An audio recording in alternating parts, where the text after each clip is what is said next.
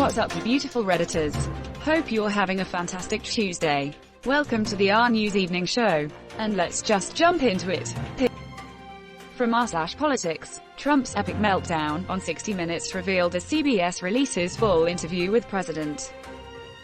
Without social media, I'd have no other way of getting my voice out there. Are you sure about that, bud? Ancient tales from pre-2016 tell us of a communication technique called a press conference.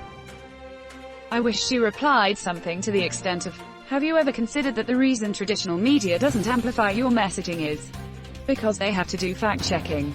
Quote, without social media, I'd have no other way of getting my voice out there, says the man on 60 Minutes. This is exactly what a social media influencer would say. That's what Trump is, a social media influencer. He's the exact same as the people who show off their fake prowess on Instagram. The same as the crazy aunt who posts anti-vaccine propaganda on Facebook. The same as the hate baiter on Twitter. He's all those in one. He's disconnected with reality and is always in flex mode.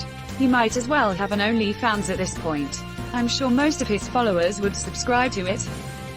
I love that he still thinks, the problem is just not enough people are hearing from me. Dude, the problem is people have heard enough, more than enough.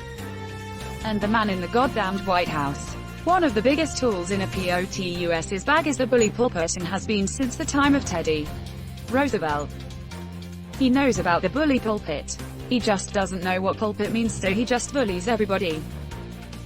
Well, if you were an orange, you'd probably be upset if someone said pulpit around you, too. You're watching the RNews show.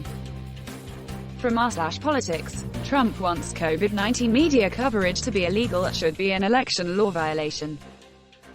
Frick off, you tin pop dictator. Trying to suppress the fact that 225,000 people have died on your watch won't make people forget, and they certainly won't forget.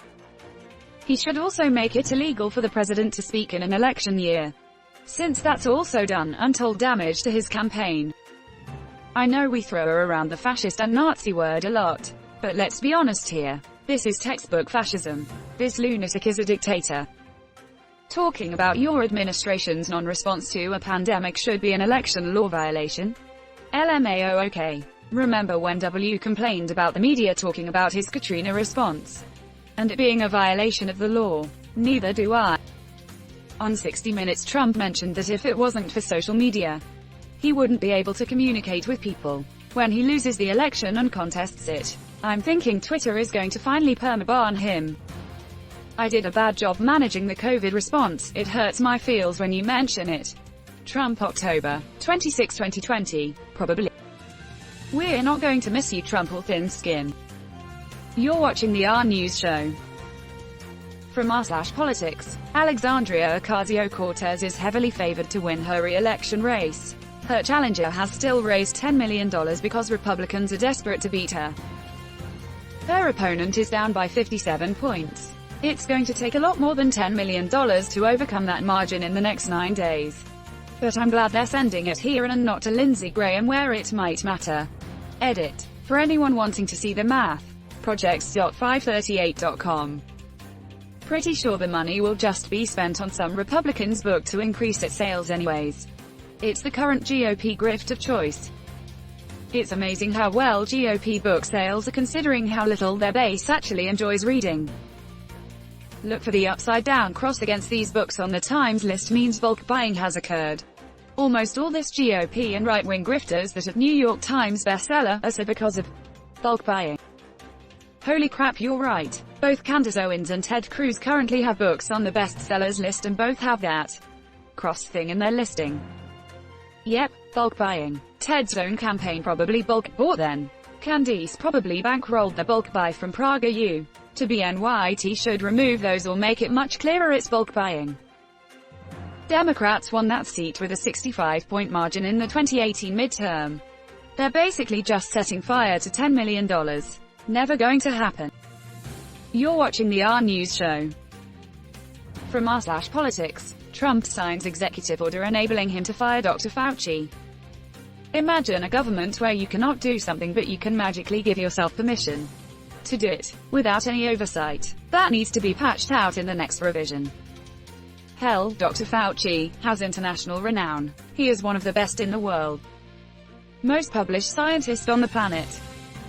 Remember the Woodward phone call? Trump has always known, most selfish butthole ever.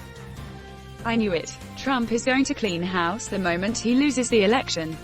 He's literally going to empty admin agencies and have no government for the next couple months. Yep, he's going to burn it all to the ground. Our enemies around the globe must be jumping with joy right now.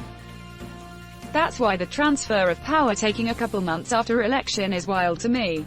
In situations like this, it gives the president plenty of time to frick crap up on the way out. You forgot that in this country we punish like-minded people for living too close to one another, so all that matters is where the remaining one-third live. They're gleefully dismantling the country, because they know what their plan is after November 3rd.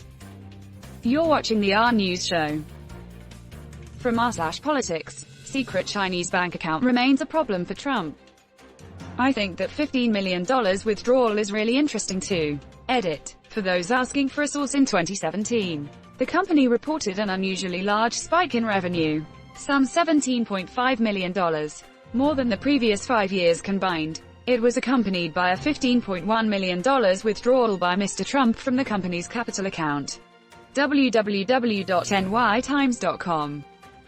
You mean the $15 million that went from the Chinese government straight to Donald Trump's wallet while he was president? That $15 million. I think there's a word for politicians taking briefcases full of money. Bribery. It goes without saying, imagine if Obama did this. Beijing Barry. That's got a good ring to it. Wish we had a term for Trump. Hong Kong Don. G. Wuhan Don.